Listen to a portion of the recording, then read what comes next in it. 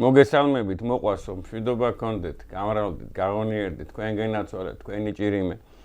მშვიდობა გქონდეთ სამშობლოში, ოჯახში.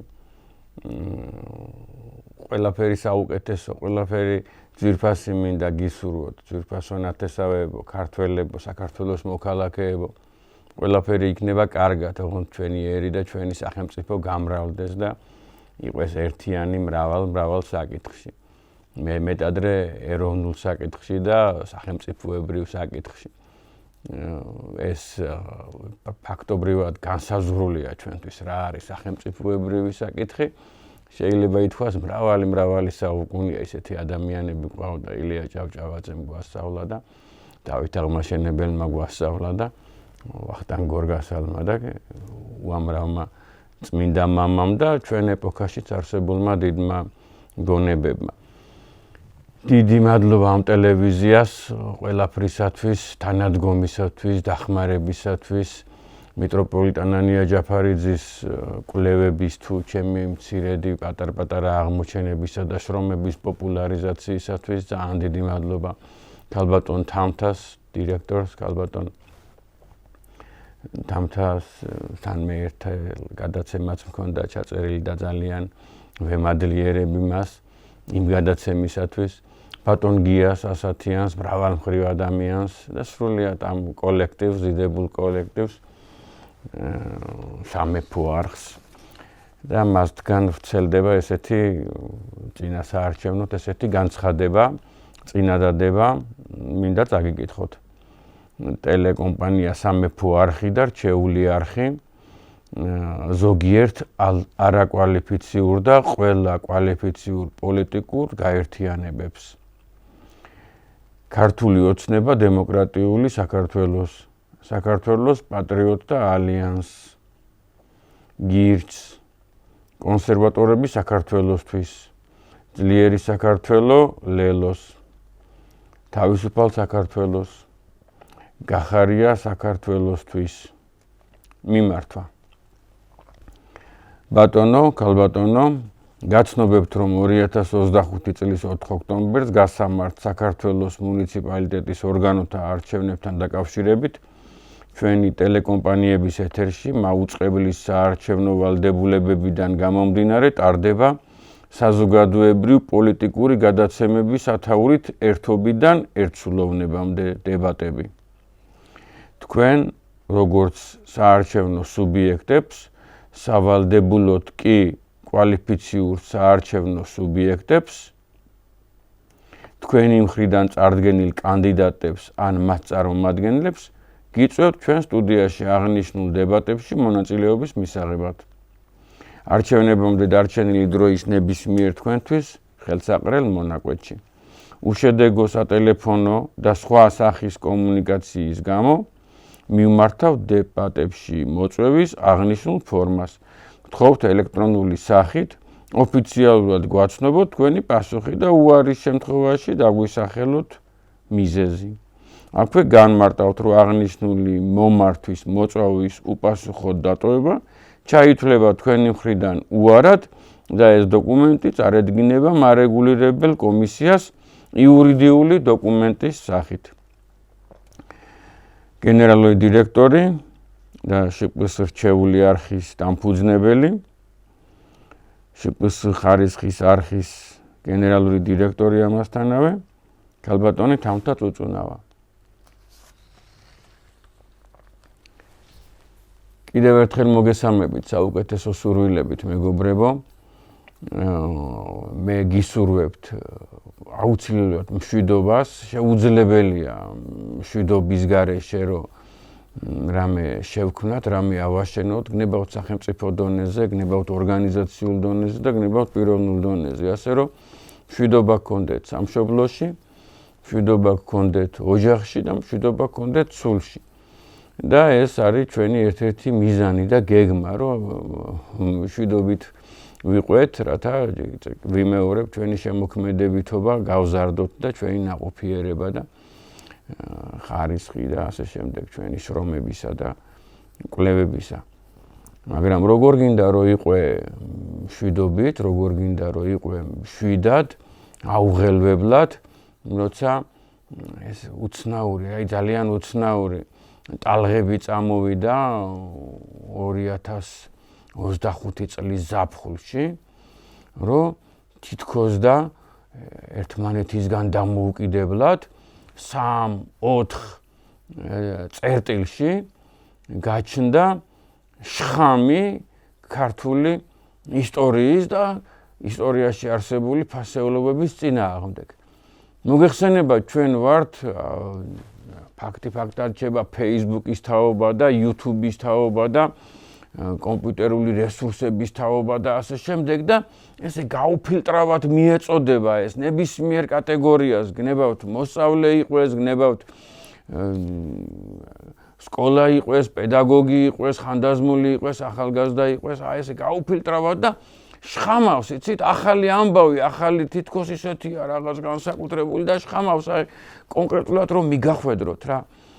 კონკრეტულად გეტყვით, აი მაგალითად გამოჩნდება Facebook-ში ესეთი ვიღაც შეიძლება სულად ფსევდონიმია, ხშირ შემთხვევაში არ ჩანს მისი ვინაობა და დაწერს ესეთ რაღაცას, რომ იცით, აი ფარნავაზი არ არსებულა, წმინდა ნინოს ამბები ტყუილებია, ვახტანგ გორგასალის გმირობები ტყუილებია, წმინდა დამიანემ წმინდა დავით მეოთხე, ანუ დემეტრე თავდადებულმა დავით აღმაშენებელი მოკლა, გრაკლიანის წარწერა არ არის წარწერა და ესეთი რაღაც იცით რა, თითქოს ისეთი რაღაც დიდი აღმოჩენა გააკეთეს, გამიგეთ და როგორც ნემსი, როგორც შესაბამისად ის არის, ეგრე ხდება ქართველ კაცს, ეროვნულ კაცს, დაინტერესებულ ადამიანსაც, რომ ჩვენ მარტივი ადამიანები ვართ, ჩვენ უბრალო ადამიანები ვართ, ჩვენ ალალი ადამიანები ვართ ქართველები და გვჯერა ადამიანების გვჯერა ეს ჩვენი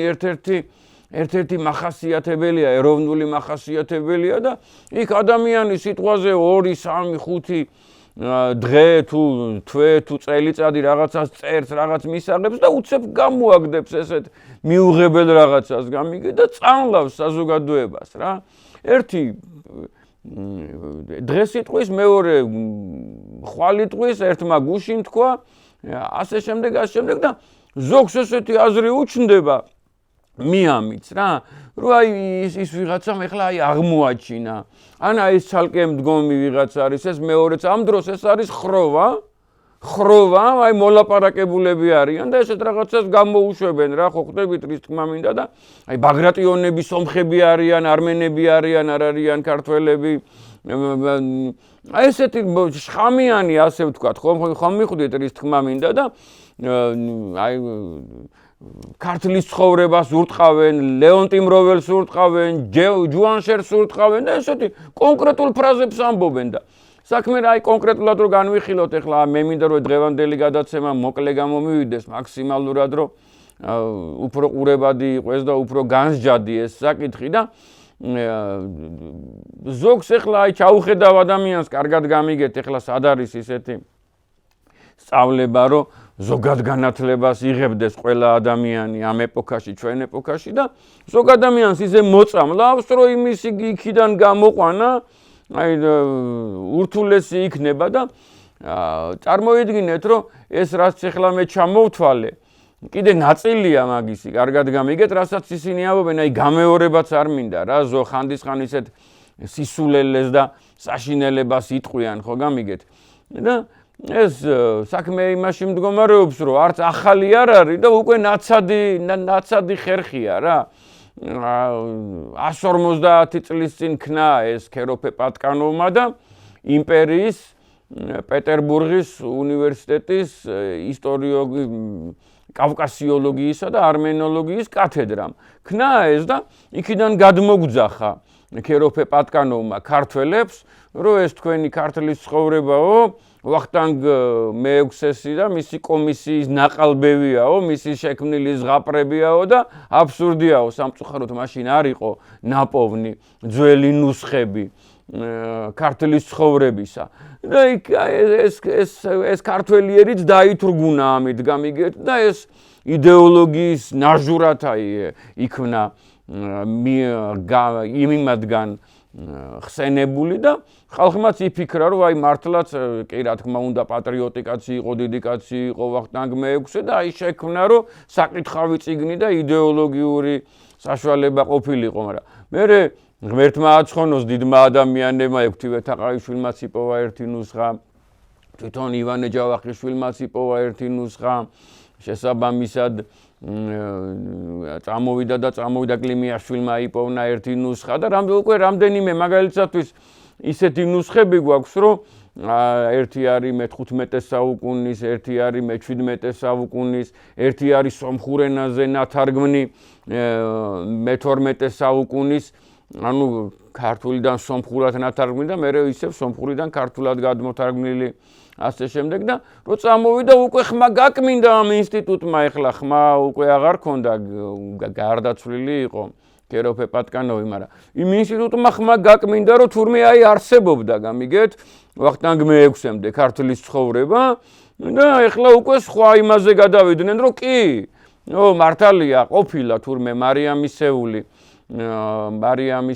ანუ ლევან მეორე დადიანის და იყო იგი და ზუგდიდიდან გამოთხოვილი იყო აღმოსავლეთ საქართველოში მოგეხსენებათ და მან ჩამოიტანა, წარმოგიდგენიათ, სამეგრელოდან ჩამოვიდა საქართველოში ქართლის ცხოვრება, იმიტომ რომ აქ აღარ იძებნებოდა რა. და сейчас მერე გაცილებით უფრო ადრინდელია 1400-იანი წლების არის ანასეული და ასე შემდეგ და მერე უკვე წავიდა ესეთი ტენდენცია, რომ აი თვითონ არის ყალბი, ეს ტყუილია, გამორიცხულია და ასე შემდეგ და მე მინდა ერთი ძალიან დიდი რამე გთხოვოთ, რომ ამას ლოგიკურად შეხედოთ, ძალიან ლოგიკურად შეხედოთ. ეს ადამიანები, ეს ვითომ ისტორიკოსები, გამიგეთ, რომელნიც აი ქართული გვარი აქვთ, ქართული სახელები აქვთ, გამართული ქართულით წერენ, გნებავთ Facebook-ში, გნებავთ, საუბრობენ და შესაბამისად არაქართულ საქმეს აკეთებენ, აი ცხადლივ არაქართულს, ანტიქართულს, კაცო, რაზეა საუბარი, ანტიქართულ საქმეს აკეთებენ და ახალ აღმოჩენას რამეს კი არ წერენ, ზუსტად იმას აწერენ, რასაც ის გამყალბებლები გვაბრალებდნენ, მერე დაძლია ილია ჭავჭავაძემ, მერე მოგვიკლეს ილია ჭავჭავაძე, მერე დაძლია სიტყვაზე რაღაც დონეზე საბჭოთა ეპოქაშიც ხო იყო უამრავი რაზე არა პირიქით რაღაც რაოდენობა უმცირესობა ეროვნულებისა და ასე შემდეგ ისტორიკოსებისა დაძლიეს ეს საკითხი, მერე ისევ წამოვა ტალღა და აი დღეს ესეთი ტალღა წამოვიდა რა. აი ესეთი მიუღებელი ტალღა წამოვიდა, რომ აი აბსოლუტურად ტყუილია მაგალითად წმინდა ნინოს ეს სასწაულები, კურნებანი, შესაბამისად ლოცვანი ღმერთმა რომ მისცა მას წერილი სულ ორი ადამიანია. წარმოგიდგენიათ, ვისაც მაცხოვარმა იესო ქრისტემ წერილი მისცა, წერილი გადასცა, წერილი გაუგზავნა. ეს არის აბგარ მეფე ედესას ადგილას, ურის ადგილას მცხოვრები ადამიანი, რომელზედაც მოვსეს ხორენაცი ამბობს, რომ სომეხი იყო და აბდალაძე დიდებულ განმარტებას აკეთებს, რომ არ არის სომეხი და ეს ადგილობრივია და მაღალი ალბათობით შესაძლოა, რომ ყოველ შემთხვევაში ფაქტია, რომ ურელია ოსროენა იყო მან და შესაბამისად ქალდეა იყო, ქალდეას ური იყო, მერე ედესა იყო და დიდი სტრაბონი ამბობს, რომ იბერია იყო და დიდი შანსია, რომ ქართული წარმოშობის არის ეს ადამიანი და ეს ხაზი.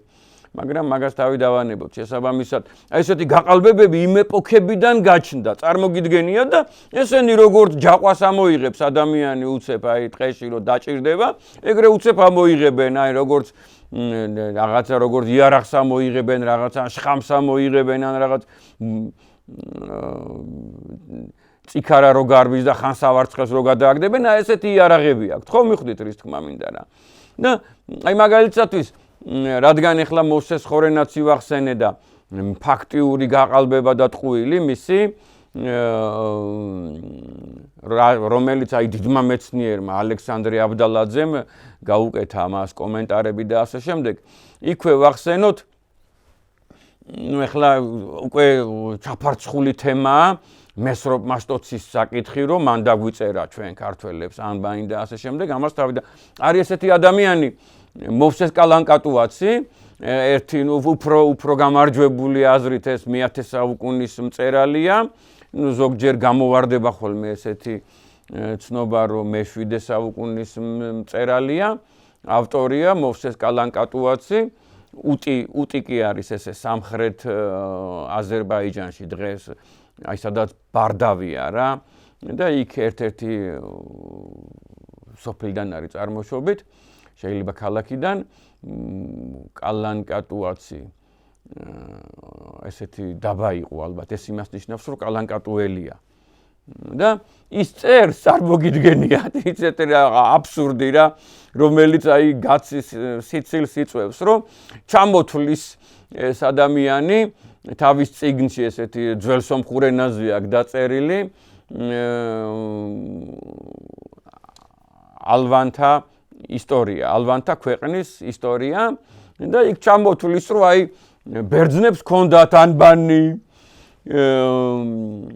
სომხებს ჰქონდათ ანბანი, ალბანელებს ჰქონდათ ანბანი, ჩამოთვლის, ებრაელებს ჰქონდათ ანბანი, მარებს ჰქონდათ ანბანი და ასე და სულ აი ხუთ ერთს ამბობს, გამიგეთ და ეს პრაქტიკულად აი აქ ცხოვრობი, სადაც დღეს აი განჯა, იმის ცოტა დავლა, სადაც მტკვარი უერთდება არაქს იმის მაღლა გაცილებით, ცხოვრები ადამიანი შეიძლება ითქვას აი დასაბამისეულ ქართულ მიწაზე მცხოვრები ადამიანი არ ახსენებს რომ ქართველებსაც ჰქონდათ.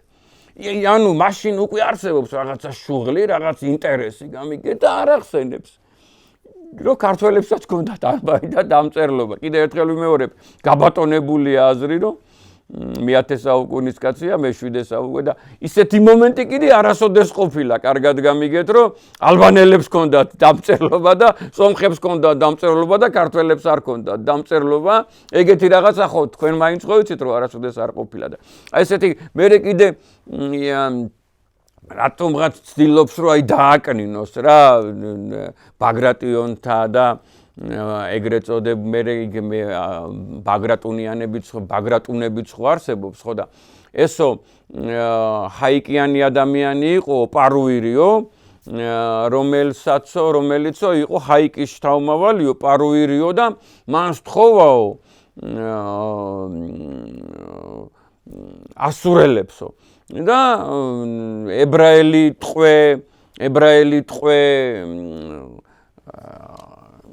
წამოიყვანაო სახელად შებათი და აი ეს შებათიო მერე გახდაო აი წინაპარიო ბაგრატიონთა გვარისო და ესეთ რაღაცებს იქ დებს ისეთ ხინჯებს ისეთ შეცდომებს უზუსტობებს რომელმაც იცის ყველა ვარიანტში იცის რომ უნდა 2 3 5 7 საუკუნეში იბარტყოს გამიგეთ და მე ეს წიგნი საინტერესო წიგნია ეხლა ალბანეთის ტერიტორიას განსაზღვრავს და რაღაც ნაწილში რომელსაც ვერ ხვდება რომ ჩვენ გამოვიყენებდით იმას მართალ წერს გამიგეთ და ასე შემდეგ და საინტერესო წიგნია მოვსეს ხორენაცის ისიც ძალიან საგულისხმოა სომხეთის ისტორია უმნიშვნელოვანესია ჩვენთვის იმ ხრივ რომ ერთი დიდი თავი საქართველოს გაქრისტიანებას ეხება გამიგეთ წმინდა ნინოს და წმინდა მირიანის ეპოქას ეხება და იქ რაღაც ისეთ ფაქტებს წერს და აღწერს, რასაც ვერ ფიქრობს, რომ საჩვენოა და აი ობიექტურად ამბობს, რომ აი მასკუთებამდე იქადაგა, იბერების ქვეყანაში იქადაგა და ეს გვაძლევს ჩვენ ისეთ ცნობებს, რომ აი მაგალითისათვის ბოდბე ყოველთვის ქართლი იყო და არასოდეს არ იყო ალბანეთი, ხო გამიგეთ. დღეს რო ვიღაც ოროსნები ან აგენტები რო ალბანეთად მოიხსენიებენ ბოდბეს და დავითგარეც, აი მოვსეს ხორენაცი რაღაც დონეზე ამ სფეროში გვეხმარება, მაგრამ იმასაც ისეთი ჩადებული აქვს ის, რომელიც შესაბამისად განადიდებს სომხურს და აკნინებს. იგივე ეხლა მაგალითისათვის როგორ შეიძლება არ გჯეროდეს ამისი, რომ დიდი მეგობრობა აქვს, დიდი მიმოწერა აქვს, დიდი გაცვლა აქვს სიწმინდეებისა და ჩუქება აქვს მეფე კონსტანტინესა და მირიან მეფეს, ელენე დედოფალსა და ნანა დედოფალს, იგი აგზავნის აქ შესაბამისად სიწმინდეებს, მაცხოვრის ფერხთა ფიცარს, მაცხოვრის სამსჭვალებს, სამგდელოებას ეხმარება და ასე შემდეგ. დიდი სამეფოა ამ დროს მირიანის სამეფო.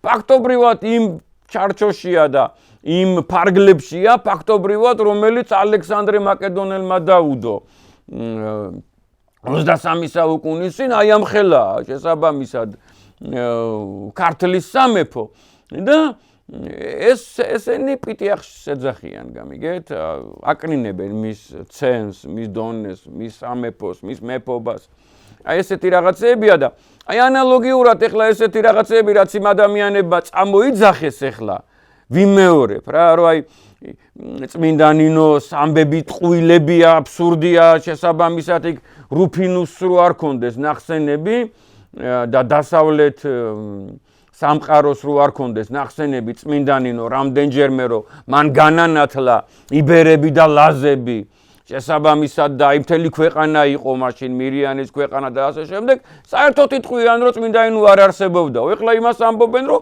არა ეს ასწავლები ეხლა კარგად გამიგეთ მე ტოლერანტი კაცი ვარ ღმერთმა ხო იცის რომ ტოლერანტი ადამიანი ვარ და როგორი საზოგადოებიდან არა მყავს მეგობარი და ძალიან ავცემ ატივს მათ ტრადიციონალისტობას და ასე შემდეგ მაგრამ აი ესეთი საქართველოს ისტორიის სპეციალისტი მკვლევარი და ასე შემდეგ აუცილებლად უნდა იყოს მე არ ვიტყვი რომ ეკლესიური და კარგად გამიგეთ არა ნეტა იყო ეს ეკლესიური მაგრამ როგორც მინიმუმ მორწმუნე ქრისტეს აღდგომა მაინც უნდა წამდეს და იმისი მაინც უნდა ჯეროდეს რაც ქრისტემ და მისმა მოციქულებმა გადმოგწეს ჩვენ გამიგეთ და იმისი უნდა ჯეროდეს რომ მისაღებია ესეთი რაღაცა რომ მათ ცხოვარს მართლაც გამოეგზავნა ეს პატარა გოგონა წმინდა ნინო საქართველოში ჩვენს მოსაქცევა და მართლაც ქონოდა მას სასწაული ნიჭები ისეთივე ნიჭები კურნებისა როგორიც თავის ბევრ მოციქულს მისცა გამიგეთ ეს უნდა ჯეროდეს ადამიანს კარგად გამიგეთ თუ არა და საქართველოს ისტორიას თავი დაანებოს რა იკვლიოს სხვადასხვა რამე ფიზიკა იკვლიოს ან ასტრონომია ეხლა ფიზიკასაც ჭირდება იცით მორწმუნე ადამიანი მაქს პლანკი რო იყო ეგეთი მორწმუნე ადამიანი და ნილს ბორი რო იყო ეგეთი მორწმუნე ადამიანი რო ხედავდა ისეთ რაღაცას შესაბამის ერთი ადამიანი პროფესორი წარმოიდგინეთ ეხლა სახელს აქ არ დავასახელებ მაგრამ მასთან თანდასწრებით გეტყვით რომ აი ესე მითხრა მეთქი ამ ადამიანმა რა ერთი ადამიანი ეს აი პინგ-პონგის ბურთივით ესე ქვია ხო პინგ-პონგის ბურთი ქვია ესეთ ხტუნაობდა როცა მე ვუთხარი რომ 9 საუკუნე და 9 საუკუნე ნახევარი ცხოვრეს მეთქი ნოემ და როგორ არასტკივდაო ეს როგორ არ დაემართა კბილი როგორ არ და ისა ასე შემდეგ აი როგორ დაიწყო იცით როგორი ხარხარი ადამიანმა კიდე კაი ამასაკის ადამიანი ვარ და კიდე კაი ღმერთის მეშინია თორე მე რომ სხვა რაღაცნაირად ან სხვა ეპოქა ყოფილიყო სხვა დრო არ ვიცი ამას როგორ ავიტანდი რა დაიწყო ხარხარი ბიბლიაზე გამიგე და ამ დროს პროფესორია ჰუმანიტარია ხვდებით როგორი რამეა და ამ დროს შესაბამისით აი ესეთ რაღაცეებზე რომ ვერ წარმოუდგენია იმას რომ ეტყვი რომ წმინდა გაბრიელმა ათონის მთაზე წყალზე გაიარა და ივერიის ღვთისმშობლის ხატი გამოაბრძანა იქიდან დაგცინებს გამიგეთ იმას აი დღეს თვითონ როგორიც არის და მეზობელი როგორიც აყავს მაგალითისათვის და თანამეინახე ისეთი გონია გამიგეთ აი ეს შესაბამისად ბიბლიური გრანდიოზული პერსონაჟები რა და ამ სამყაროში ვერ ხედავს ღვთიურობას რა ამებას შვილიშვილია აი პირდაპირ ვამბობ ეხლა მე მაშინაც უთხარით აი რომ გადავედი აი ამ თემაზე რომ შე სალამანდრას შვილიშვილი ხარ მეთქი მაშინ და შთაომავალი მეთქი და იცით რა მიიღო აი იცით იმისგან ველოდებოდი აგრესიას გამიგეთ და მეც ალბათ გარდავიქმნებოდი რა შესატყვისად და მიიღო ხო რა მოხდაო ხო მე რა ხო 10,000 თაობის წინო ჩემი წინაპარიო ზეზვას შვილიშვილი აი ტიპიური რა მომიტევეთ შენდობას ვითხოვ სხვა მიმართულებით წავედი შესაბამისად ეს რო შემოფარგლოთ ეს საკითხი კიდევ ერთხელ გეუბნებით აი ნუ ერთი დიდი თხოვნა მაქვს აი გრანდიოზული თხოვნა მაქვს რომ ქართლის ცხოვრებას აი ესე რომ რაღაც ესეთი დეტალები რო შეგხვდებათ რაშიც ეჭვი შეგეპარებათ ჩვენი დროის ივანე ჯავახიშვილია მიტროპოლიტი ანანია ჯაფარიძე გეხვეწებით უმორჩილესად გთხოვთ. აი გნებავთ შესაბამისად ჯილდოს შეგპირდებით რა, რაღაცას მაგალითად თაფლს შეგპირდებით, ღვინოს შეგპირდებით, წიგნებს შეგპირდებით, ლიტერატურას შეგპირდებით. აი თუ გნებავთ დავსხდეთ, кайხანი ვისაუბროთ, დავმეგობრდეთ.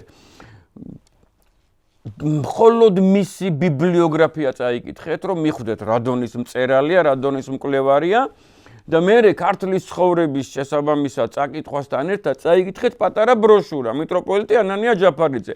ქართლის ცხოვრების armenofiluri რედაქცია. ეს რას ნიშნავს, იცით? აი ხო წეღანაც გითხარით ესეთი რამე, რომ აი თარიღის სხვადასხვა ადამიანებისა ჯერ კიდე დავის საკითხია და სამწუხაროდ აი ამ სფეროში ის ადამიანები, რომ აი 100 წლის წინ რო ვიღაცამ თქვა, რომ წმინდაინო არ არსებობდა, წმინდაინოს ამბების ზღაპრებია, ეხლა რო თითქოს რაღაცა თვითონ მოიფიქრეს რა. თვითონ მოიფიქრეს გამიგეთ და ახალს არაფერს არ ამბობენ რა. 10 წლის წინ რო გაჩნდა ესეთი ფრაზა, რომ გრაკლიანის წარწერა არ არისო და ორნამენტიაო, ეხლა ისევ წამოწიეს წინ გამიგეთ, რომ სენსაციური განცხადებაა, ვა, ნახეთ, თურმე აი ტალანტია რა. ამ დროს პარაზიტი, როგორი პარაზიტი, იცით, რომ ადამიანები დაასუსტოს. ადამიანების ყურადღება აქეთ გადმოიტანოს.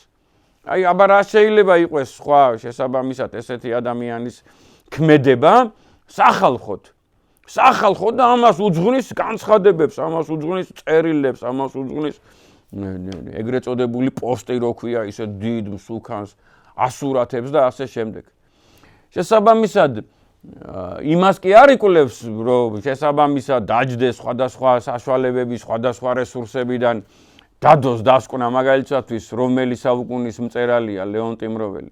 იმას ამბობს, რომ შესაბამისად აი ლეონტი მროველი გამყალბებელია და ასე შემდეგ და ჩვენი აზრით ეხლა მიტროპოლიტი ანანიაც ისა რო ფიქრობს ესე და მეც შესაბამისად მჯერა მისი და ვეთანხმები ისეთი არგუმენტები დადო. ეს არის მერვე საუკუნის ადამიანი, როცა საქართველოს აი მერვე, მეცხრე, 700-იანი, 800-იანი წლების მიჯნაზე მცხოვრები ადამიანი, რუისის ეპისკოპოსი, ლეონტი მროველი, სრული ქართველი, სრული მართლმადიდებელი, ეროვნული კაცი, მწერალი კაცი, შემომქმედი კაცი, მინიმუმ რედაქტორი კაცი და ყველა ვარიანტში მწერალი კაცი ამასთანავე შესაბამისად ცხოვრობს ურთულეს ეპოქაში ხალხო. აი საბჭოთა კავშირი რო ახსოვს ვიღაცას და გაუგია ვიღაცას, თუ როგორი ცენზურა იყო, ლექსი იყო თუ მოთხრობა იყო თუ რომანი იყო თუ სამეცნიერო ნაშრომი იყო, როგორ ცენზურას გადიოდა, გალაქტიონის ლექსები, გალაქტიონი გადიოდა ცენზურას, რო დაბეჭდილიყო, წარმოგიდგენიათ. და უამრავი კონსტანტინე გამსახურდიას კითხულობდნენ ესე, მიმოწერებს კითხულობდნენ, წერილებს ხსნიდნენ, პირად წერილებს ხსნიდნენ ადამიანი რო ადამიანს უგზავნიდა და იმას კითხულობდნენ. და შესაბამისად ამაზე რთული ეპოქა იყო შესაბამისად არაბობა საქართველოში. ეს იყო აი უმძიმესი სიტუაცია და წარმოიდგინეთ ამ დროს რა ხდება სომხეთში. აი იყო ესეთი დიდი ადამიანი, ახლა უნდა გადავუხვიო, კარგად გამიგეთ, აქ მთელი ქვემო ქართლის და მთელი აი აღმოსავლეთ საქართველოს 90% ალბათ ემუქრებოდა გასომხება რელიგიურად რა, ანუ ქართველები გახდებოდნენ ჯერ გრიგორიანები, ანუ მონოფიზიტები და მერე უკვე გასომხდებოდნენ, როგორიც უამრავი ადამიანია, ენითაც გასომხდებოდნენ და ცხოვრების წესით და ასე შემდეგ და იყო ესეთი ადამიანი კირიონ პირველი, საოცარი ადამიანი, თავიდან იყო აირარატის ეპისკოპოსი, ანუ ეს იყო ქართველი კაცი, რომელიც იყო შესაბამისად სომხური სახელმწიფოში და ეპისკოპოსი და მან გამოგლიჯა დიდი გრანდიოზული მრევლი, წარმოგიდგენიათ, ქართველების მრევლი იქაურ ეკლესიას და შეუერთა დედა ეკლესიას მცხეთას, მართლმადიდებელ ეკლესიას. ხო მიხვდით როგორი ეპოქა ურთულესი, აი ესეთი ბრძოლების ეპოქაა და მე იმის მერე წყეულად მოიხსენიებენ, რა კრებებს ატარებენ და წყევლიან ამ ადამიანს და ამ ადამიანის გუნდს და ხალხს და მრევლს და ასე შემდეგ. ხვდებით ხო როგორი მომენტია? წყევლიან, დღემდე მუშაობს ის წყევლა იურიდიულად რა, ეკლესიური სამართლით. კი არ მუშაობს, არ უარყვიათ. ეს ვიგულისხმეთ, თორე დიდება უფალს. დიდი მადლობა ღმერთს. შესაბამისად, აი ესეთი ეპოქა წერს ეს ადამიანი და დიდი შანსია რაღაცას წერს ერთს და გულისხმობს მეორეს და მეორე შანსია რომ წერს ეს ადამიანი და იქვე ხდება შესწორება. იქვე აი გადაწერისას, იმის გამოქვეყნებისას, იმან რომ მაგალითად მეფეს გაუგზავნა, მთავარს გაუგზავნა, პატრიარქს გაუგზავნა, იმან რომ შვილს გადასცა, იქვე ხდება ჩასწორება, გამიგეთ? და შესაბამისად ისეთი რამეა, რომ რამდენი ისეთი ნაწარმოები დაიწერა ერის ისტორია, მეფეთა ცხოვრება, დასაბამიდან ფაქტობრივად ნოედან არსებობს ისეთი ნუსხები, რომელიც დასაბამიდან იწყება ქართლის ცხოვრებისა. ეს რომელიც ყველაზე ხშირია, ახლა ყაუხჩიშვილმა რო გამოსცა, ეს მოგეხსენებათ 1953 წელს, ეს მოგეხსენებათ აი ნოეს ეპოქიდან იწყება და ქართლოსიდან იწყება და ასე შემდეგ წარღვნის შემდგომი ეპოქიდან იწყება და ესეთი წიგნი რო არსებობს, ვერ უარყოფენ რა, ყველამ გაიგო. რო არსებობს ქართლის ცხოვრება, სხვათა შორის მას ქართველთა ცხოვრება ერქვა, იცით?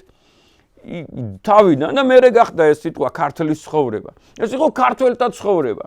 და სხვათა შორის ვერო ტაოს სამეფოს ვეძახით, აი მერვე საუკუნეში რო იყო, მე-9 საუკუნეში რო იყო ტაო-კლარჯეთში, რომელიც ართვინამდე ჩადიოდა და კიდევ უფრო დაბლა ერძინკამდე და ასე შემდეგ, სადაც ისტორიული მესხეთი იყო. ის ჩვენ რო ტაოს სამეფოს ვეძახით, ისინი თავისთავად ქართველთა სამეფოს ეძახოდნენ. ქართველთა სამეფო ვართო ჩვენო, რომელიც აი მე მაქვს თქვენთვის წარმოდგენილი ადრე ერუკა, რომელიც აი ჩადიოდა და ემიჯნებოდა ვანის ტბას რა. შესაბამისად ეს იყო ურთულესი ეპოქა, ქართლის ცხოვრების დაბადების ეპოქა, ამ წიგნის დაბადების ეპოქა, აი ცენზურა, რედაქტირება და ასე შემდეგ და ყველა იმპერია გრანდიოზული რა, სომხეთის ეკლესია და სომხეთის ერი და არაბული სამყარო და ასე შემდეგ ყველა ცდილობდა რომ შეერყვნათ. და ახლა ახალს ვამბობ რაღაცას, რომ უამრავი წიგნი შერყვნეს, ჯერ რამდენი წიგნი გაანადგურეს, ხო წარმოგიდგენიათ და რამდენში ესეთი ჩასწორებები მოხდა რა. აი ხო მოგიყვანეთ შესაბამისად მოვსეს კალანკატუაცი წერს რომ შესაბამისად არ ქონდათო დამწერლობა ქართველებს. შემთხვევით გამორჩა შესაბამისად როგორ შეიძლებოდა ესეთი რაღაცა რა. იქ შემთხვევით გამორჩენა არ არის, კომპიუტერში არ გამოგრჩება შესაბამისად ჩვენ დროში და როგორ შეიძლება შემთხვევით გამორჩენილიყო. და ვიღაცა ტყვე ამ წინაპარი ესენი არიან მე აი შემდეგ თემაში შემდეგ გადაცემაზე მე მეუფესთან კონსულტირებას გავივლი, მის ცხრილს წამოვიღებ შესაბამისად და ვისაუბროთ ბაგრატიონთა წარმოშობაზე. ეს ადამიანი წეღან რო გამოვიდა, ერთი კი არ არის, 4-5 არიან, ერთი იქ ლაპარაკობს, ერთი არ არსებობსო, ფარნავაზიო ერთი ამბობს, მეორე ადერკი არ არსებობსო, მესამე ფარსმანქველი არ არსებობსო, მეოთხე წმინდანინოს ესეთი სასწაულები არ უქნიაო, მეხუთე ვახტანგ გორგასალის გმირობები ტყუილებიაო, ანაბასისები, აი ეგეთი რაღაცეები წარმოგიდგენიათ. ხო და შესაბამისად ის თემა რო ამოვწურო ესე იგი ფაქტობრივად აი ბაგრატიონების არმენობაზე რო საუბრობს და იქ რაღაც ესე წარმოშობაზე რო საუბრობს ეს ქართველი კაცი ქართველი ისტორიკოსი ხას უსვავს გრიგოლ ხანძთელს ესენი გამოვლენ აი იმ ლოზუნგით რა რომ უნდა ვახსენო ეს თავა ეს ჯოხებით რო დადიოდნენ 20-ან წლებში და ტრანსპარანტი რო ქონდათ რომ ბოგანიეთ აი მანდამდე მივლენ გამიგეთ რომ აი შესაბამისად აი არანაირი აი ამ წმინდანებს არ გაუკეთებიათ ეს საოცრებები არ უქნიათ ეს ესეთი ნიჭები არ ქონია და ბოლოს მივლენ იქ რომ არც იესოა რა აღმდგარი ალბათ რა ვიცი რა რას ემსახურება ეს რას ემსახურება ეს კიდევ ერთხელ გეუბნებით რამდენი საკვლევი თემა რამდენი თუ ესეთი საშუალებები აქვთ თუ ესეთი მატერიალური საშუალებები აქვთ ტელევიზიები აქვთ რაღაცეები აქვთ გამოცემები აქვთ კაბინეტები აქვთ ხელფასები აქვთ და რაღაცა არქეოლოგია სასწაულად უჭირს ხალხო ეს არის მე დარწმუნებული ვარ რომ საქართველოს გადამრჩენი სფერო ეს საქართველოს უნდა გადაარჩინოს დღეს კაცობრიობის წინაშე შესაბამისად ჩვენი სავიზიტო ბარათიც და იარაღიც რო იყო ეს, აი ტანკს რო უნდა აჯობოს, ეს არის არქეოლოგიური აღმოჩენები, რომ უნდა ამოვიდეს რაღაც ისეთი და ამოვაკიდებას ისეთი ფასეულობები, რომ იგრაკლიანის წარწერას გადაასწროს. გობეკლი ტეფეს აჯობოს თავის ასაკითა და თავის ეს ყველა ვარიანტი ხო ეჭვი არ გეპარებათ რომ იქნება საქართველოში და იქნება. საპოვნია შესაბამისად ღმერთმა აი ჩემი ნატრაა რა, ჩემი ნატრაა რომ ფარნავაზისეული მწიგნობრობა ქართული გამოჩნდეს და ეს უნდა გამოჩნდეს. ეს გამოჩნდება და ეჭვი გეპარებათ რომ აი ამის დაიც ხო გითხარით მოვსეს კალანკატუაც რო წერს რომ ქართველებს დამწერლობა არა აქვს. ეღვეწებით წაიკითხეთ რა დასაწყისია ალბათ ერთი მეშვიდე გვერდზე რა. მოვსეს კალანკატუა ქართველებს დამწერლობა არა აქვს და ეხლა წარმოიდგინეთ როგორი საუკუნეები რო იყვნენ იმ ადგილას რა ეხლა სტრაბონი წერს ესეთ რაღაცას რომ მისობისას წართმეული ქონდა 150 წლის წართმეული ქონდა არმენიას იბერიისათვის ხორძენა, გოგარენა და პარიადრეს კალთები და ასე შემდეგ აი წარმოიდგინეთ აი სადაც დღეს ლორეტაშირია ეგ ადგილი მაგალითად წართმეული ქონდა აი სადაც შესაბამისად სპერია ასე შემდეგ ანუ შემოდიოდნენ ეხლა არაბობის დროს კიდე ერთხელ გეუბნებით იქ არაბობა ქვია თორე რასაც გადასახადების აკრეფა ერქვა დასჯა იყო ადამიანების ზედამხედველობა იყო და აღმასრულებლობა იყო არაბების კანონებისა ამას არმენები აკეთებდნენ და ყველგან მიუწვდებოდათ ხელი და ეს მიდიოდა კაწრა და შლა ზუსტად ისეთივე შლა მიდიოდა ეხლა რაც გააკეთეს დროებით ოკუპირებულ ტერიტორიებზე წარმოგიდგენიათ როგორც შეიძლებოდა ბედიას გადაღებვა ეს ხო ისტორიის წინაშე დანაშაულია კაცის წინაშე კი არ არის და ერთი კაცის და ორი კაცის და ხუთი კაცის და იურიდიული დანაშაული კი არ არის რაღაც სისხლის სამართლის ეს საკაცობრიო დანაშაულია და ეპოქალური და ასე შემდეგ ძალიან განვეცდი იცით მაგრამ როგორ შეიძლება ესეთი რაღაცები დაიმალოს შანსი არ არის რომ დაიმალოს აუცილებლად გამოჩნდება ძალიან მალე გამოჩნდება იცით ისე მიდის ტექნოლოგიები საოცრებები ხდება და აი ხომ მოგახსენეთ რომ იქ რო ადამიანი ახსენებს ესეთ რაღაცას მე-7 საუკუნის და მე-5 საუკუნის ადამიანის სიტყვაზე და მე-10 საუკუნის რო ახსენებს რომ დამწერლობა არ ქონდათ აი ჩავეჭიდე ახლა მაგ ფრაზას რა ესე იგი ინსტიტუციები მუშაობენ იქა რა მითითებებია რომ წიგნს ნახავ გაანადგურე ფრესკას ნახავ გაანადგურე წარწერას ნახავ გაანადგურე აი მაქსიმალურად და 200-ის ამას ახლა ადამიანი მეუბნება რომ აი ამ ეკლესიაშიოს რომელი ეკლესია ვთქვათ ახლა მაგალითად სუმელას ეკლესია ვთქვათ ძალიან ცნობილი ხო ჩვენი მოძმე ერია ძალიან მიყვართ ბერძნები და გაახაროთ ღმერთმა უამრავი რამე მისცეს კაცობრიობას მაგრამ ბერძენმა რომელმაც 8 საუკუნე გაატარა და 7 საუკუნე გაატარა 1914, 1915, 1910 წლის სურათებია რომ სუმელას მონასტერში არიან 100-ნი, 40-ნი, 20-ნი ასე შემდეგ და ხო 1915 წლამდე იყო მწვანე ანთებული ბერძნული ეკლესიისათვის. ისინი დავით აღმაშენებლის რომელმაც შეარემონტა, ააშენა, განამშვენა, ასე შემდეგ გააძლიერა სუმელას მონასტერი, ეს ხო ყველა მიცის. ხო თვითონაც კარგად იციან. და იქ შესაბამისად ერთი ქართული სიტყვა როგორ არ არის. ხო ხდებით ახლა კარგად გამიგეთ, ის ახლა ქართულ სიტყვას დატოვებ და იქ, ქართულ ფრაზას დატოვ, არა იცით რომ ვერ ვიპოვებ, აი ვეძებე რომ სადმე ქართულ 7 საუკუნის განმავლობაში იქ ცხოვრობდნენ, ლოცულობდნენ, ეძინათ, ათვალიერებდნენ, სწავლობდნენ ასე შემდეგ. ქართულ ფრაზას დაგიტოვებ და რამე ეს.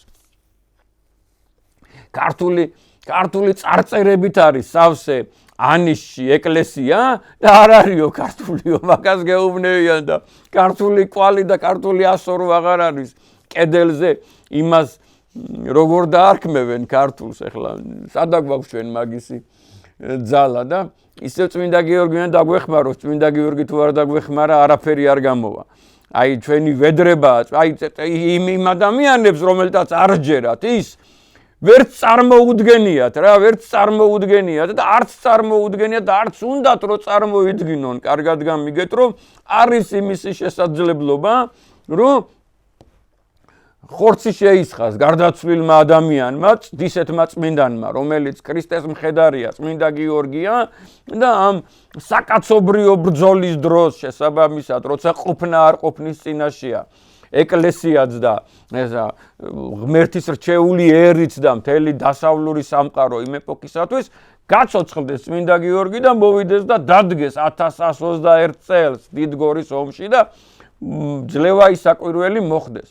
ვერც წარმოუდგენია რა ცინის, დაგცინის რო ეუბნები რომ წმინდა გიორგი ხორცს ისხავს რა.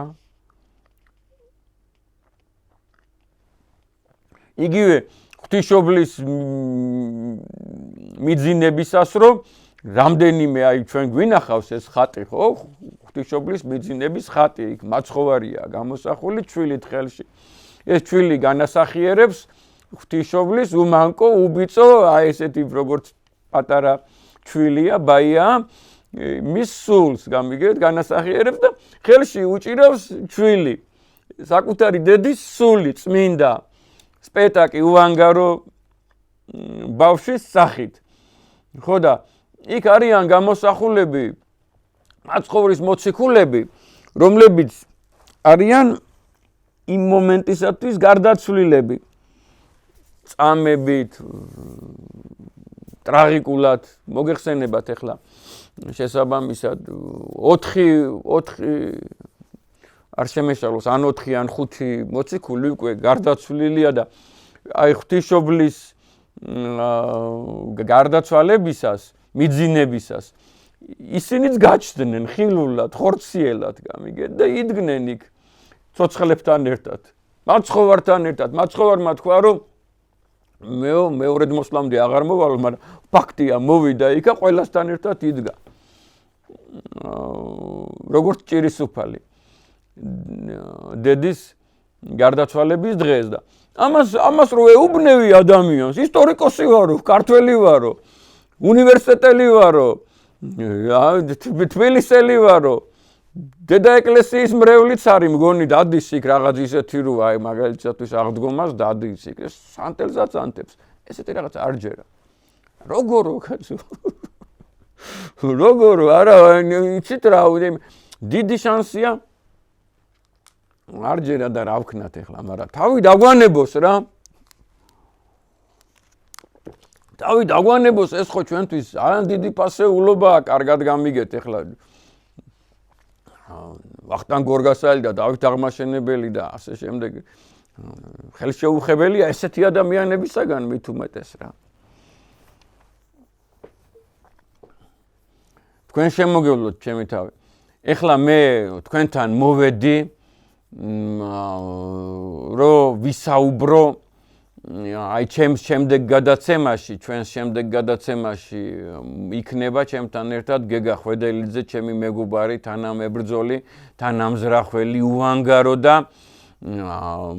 გმირი და შემომქმედი ადამიანი, მწიგნობარი ადამიანი, დიდებული მეხსიერების მქონე ადამიანი, დიდებული ცოდნა აქვს შესაბამისად, აი მით უმეტეს საეკლესიო მწერლობაში და ასე შემდეგ და ჩვენ ახალი 2-3 აღმოჩენა გვაქვს ფუძეერის კვლევის სფეროში და ფუძეენის კვლევის სფეროში და მე რადგან ახლა მინდა რომ რაღაც დონეზე თქვენი ინტერესი ოდნავ მაინც დავაკმაყოფილო რა არის ეს აღმოჩენა ზედაპირულად გეტყვით რა რომ ჩვენ ვპოულობთ რა პირდაპირ ხაზებს, პირდაპირ ნათესაობას არა მარტო იაფეტიდურ სამყაროსთან, არამედ ქამიტურ სამყაროსთანაც და სემიტურ სამყაროსთანაც, უпроსწორედ პირადად აი ამ ადამიანებთან. შესაბამისად ზოგი ადამიანი ღელავს და გონია, რომ შესაბამისად ჩვენ მათ ქართველობას ვაკნინებთ, გამიგეთ, რის თქმა მინდა და აი უმორჩილესად გთხოვთ ისეთი დიდი ადამიანები, ბიბლიური ადამიანები, როგორიც არის მაგალითისათვის სემის შვილი არფაქშადი. ხო ხდებით რის თქვა მინდა? და აი ბაბილონში არ მყოფი ადამიანები, იგივე თარა, იგივე მისი ძმა ნაქორი, უკაცრავად მისი შვილი ნაქორი, მისი შვილი არანი, მისი შვილი აბრამი არ ჩათვალოთ ებრაელებად, კაცო. ეგენი ფუძეერის ხალხია და იმერის ხალხია, რომელიც ერთადერთის თავმოყრილი დღეს ჩვენა ვართ. ეგენი არ არიან ჩვენთვის უცხო ადამიანები.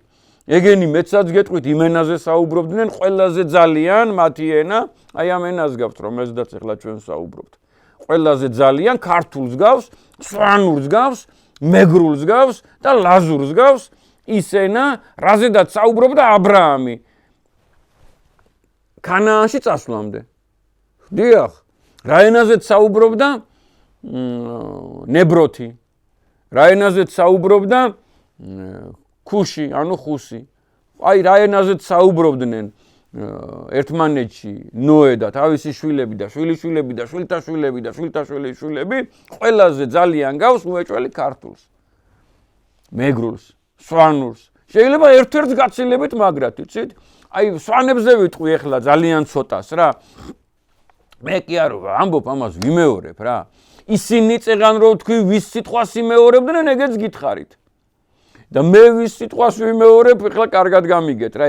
ილია ჭავჭავაძეს თუ ვინმე უდგას გვერდზე, ეს იაკობ გოგებაშვილია თავისი ღვაწლით და წიგნობრობით და წიგნიერების გავრცელებით და მეორე არის ივანე ჯავახიშვილი, ხო? აი ხრებამდე წდება ერთი ძნა მეორეც. დიდი ილია ჭავჭავაძეს, ივანე ჯავახიშვილი ღმერთმა გამოგვიგზავნა. ღმერთმა გამოგვიგზავნა ერთადერთი რაც მაწუხებს რომ არ იცოცხლა ამ ადამიანმა 10 წლით მეტი 74, 78, 79, 80 წელი რატო არ იცოცხლა ამ ადამიანმა და ესეთი მეცნიერისთვის და მწერლისთვის და ისტორიკოსისთვის ახალგაზრდა 64 წლის კაცი რატო გარდაიცვალა. ეს მაწუხებს და აი თვით დიდი ივანე ჯავახიშვილი ამბობს რომ სვანები შესაბამისად აი ეს ამოსულები არიან იქ სადაც იყო ურარტუს ქვეყანა, სადაც ვანის ტბა იყო, სადაც შუმერთა სამყაროა, გამიგეთ და მართლაც ეხლა დღეს აი ღმერთმა გამოგვიჩინა ერთ-ერთი საშუალება, რომელიც ძალიან ბევრ ჩააკმენდინებს ხმას. მართლაც აი სვანების ჰაპლო ჯგუფი გიორგი ანდრიაძე ამის დიდებული მკვლევარი საპატრიარქოსთან არსებული ქონდა ეს განყოფილება, ეს კვლევის ცენტრი ჰაპლო ჯგუფებისა და J2P15 ესეთი სისხლის ჯგუფი ამოვიდა 75%-ს რო ერთგან წერს თვითონ გიორგი ანდრიაძე ამას და მართლაც დასტურდება რომ აი აქედან სადაც ვანის ტბაა და სადაც აი ეს შემოგარენია რა ურარტუს ხო თვითონ მოსულია მანამდე ხო შუმერული სამყარო იყო და მანამდე შესაბამისად კიდე ერთხელ ვიმეორებ ეს არის ფუძეერის დაბადების ადგილი და ეს არის ნოეს საცხოვრისის ადგილი, ხო ხდებით რის თქმა მინდა და აი იქიდან არის მოსული და დიდი შანსია, რომ აი ეს სვანური ენა დიდი შანსია კი არა, ფაქტად რჩება, რომ ესოდენ გავს შუმერულს თავისი ასეში, მაგრამ ბედნიერება რაშია იცით? დიდი სიხარული რაშია იცით? რომ უკვე ყველა მეცნიერმა, ეს იგი ევროპელი მეცნიერია თუ საბჭოთა მეცნიერია თუ ქართველი მეცნიერია თუ თანამედროვე მეცნიერია, ეს ხო უდიდესი მეცნიერება, ენათ მეცნიერება და ლინგვისტიკა და შემდეგ. ყველა ამბობს, რომ აი 4 თითივით მსგავსია ერთმანეთისა ქართული, ლაზური, სვანური და მეგრული და ეს ერთი ოჯახია, ერთი წყობა, ერთი გრამატიკული მახასიათებლები აქვს საოცრად მსგავსი რა. საოცრად მსგავსი და არც სხვა არსებობს ესეთი და ესეთი ერთი ოჯახია და ეს იმას ნიშნავს რომ ერთი ერია, ერთი ხალხია, ერთი მოდგმაა რა. კარგად გამიგეთ დღეს აი ბიძაშვილები საუბრობენ სხვადასხვა დიალექტზე დღეს და შესაბამისად ეს 40 საუკუნის ენები და 40 საუკუნის ქვეეთნო ჯგუფები რომ სხვადასხვა ენაზე ლაპარაკობდნენ რა არის გასაკვირი და სხვათა შორის აი სვანებს მაგალითისათვის სვანებს იხსენიებს სტრაბონი 200,000 ჯარი ყავდათო წარმოგიდგენიათ იმ ეპოქაში რა სტრაბონის ეპოქაში და სვანებიო არიანო იბერიული ტომებიო გამიგეთ ეს იბერიაზეც შემდეგ გადაცემაში მე ხლა აი ესე იმის მიუხედავად რომ შეიძლება ბევრი მოწინააღმდეგე და მტერი და შეიძლება მაგინებელი გავიჩინო მე მაინც გეტყვით შემდეგ გადაცემაში გეგასთან ერთად რო ვიქნები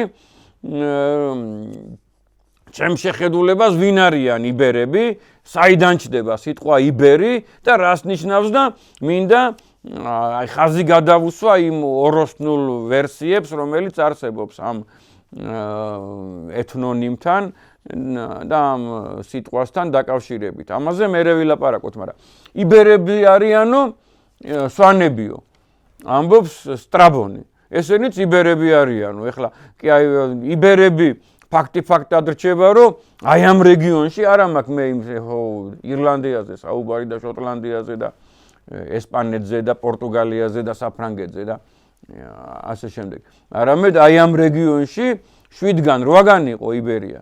7-გან 8-გან იყო იბერია, ხო და 7-გან 8-გან იყო ქალდეაც.